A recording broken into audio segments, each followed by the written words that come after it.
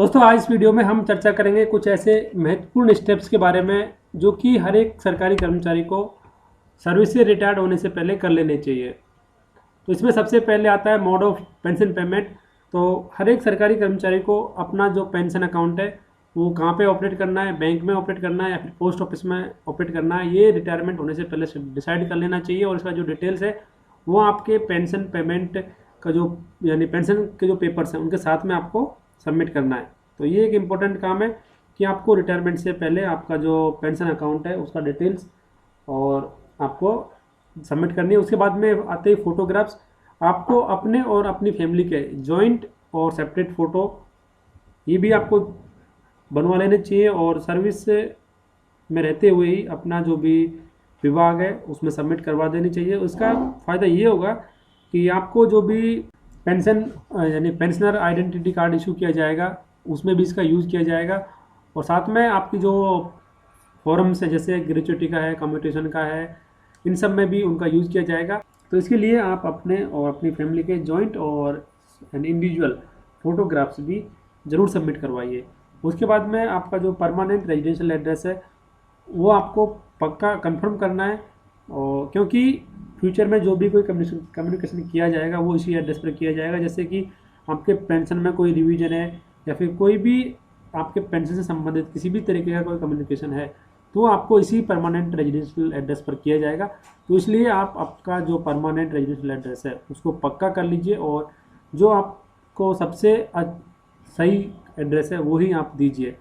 उसके बाद में आपका फैमिली डिटेल्स, यदि आप अपना फैमिली डिटेल्स सही से नहीं देते हैं तो इसकी प्रॉब्लम आपको ज़रूर उठानी पड़ेगी, क्योंकि फैमिली पेंशन के टाइम पर आपके द्वारा जो दी गई फैमिली डिटेल्स है उसी के आधार पर फैमिली पेंशन फिक्स की जाती है या फैमिली पेंशन किसको दी जाएगी वो फिक्स किया जाता है।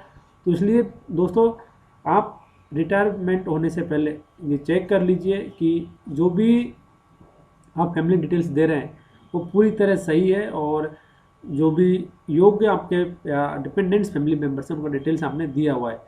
उसके बाद में आपका जो पीएफ अकाउंट है उसकी सारी डिटेल्स आप चेक कर लीजिए कि वो हर एक रेस्पेक्ट में कंप्लीट है या नहीं है।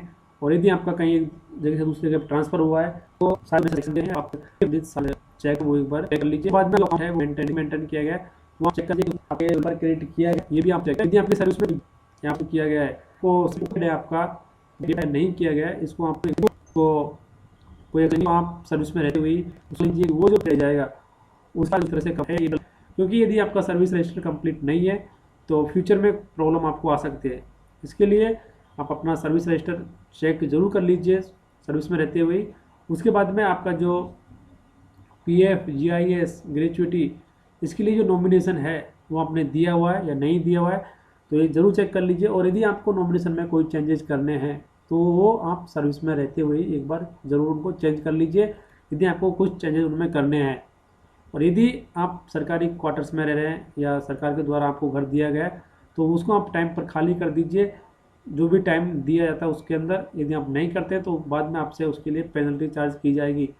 उसके बाद में यदि आपके खिलाफ़ कोई भी डिपार्टमेंटल जो केस है या फिर इंक्वायरी पेंडिंग है तो आप सर्विस में रहते ही उसको कंप्लीट करवा लीजिए, क्योंकि बाद में वो प्रॉब्लम करेगा।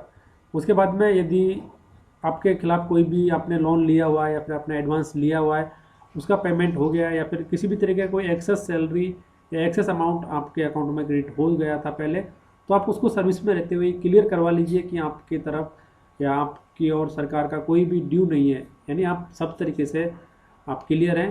तो ये कुछ इंपॉर्टेंट स्टेप्स थे या काम थे जो कि आपको सर्विस में रहते हुए करने हैं यदि आप अगले आने वाले कुछ समय के अंदर सर्विस से रिटायर्ड होने वाले हैं। तो ज़रूर कर लीजिए, क्योंकि यदि आप ये काम नहीं करते हैं तो आगे भविष्य में आपको ये जो काम या जो स्टेप्स हैं वो ज़रूर प्रॉब्लम करेंगे। तो आप इन सब को अवॉइड करने के लिए सर्विस में रहते हुए ये सारे काम कर लीजिए। इस वीडियो में सिर्फ इतना ही। यदि वीडियो में दी गई सूचना आपके लिए यूजफुल रहती है या यूजफुल रही तो प्लीज़ वीडियो को लाइक कीजिए और अपने दोस्तों के साथ में ज़रूर शेयर कीजिए जिससे उनको भी इसका फ़ायदा मिल सके। और ऐसी यूजफुल वीडियोज़ के लिए आप हमारे चैनल को ज़रूर सब्सक्राइब कर लीजिए। यदि आप पहले से सब्सक्राइब कर चुके हैं तो उसके लिए भी आपको बहुत बहुत धन्यवाद।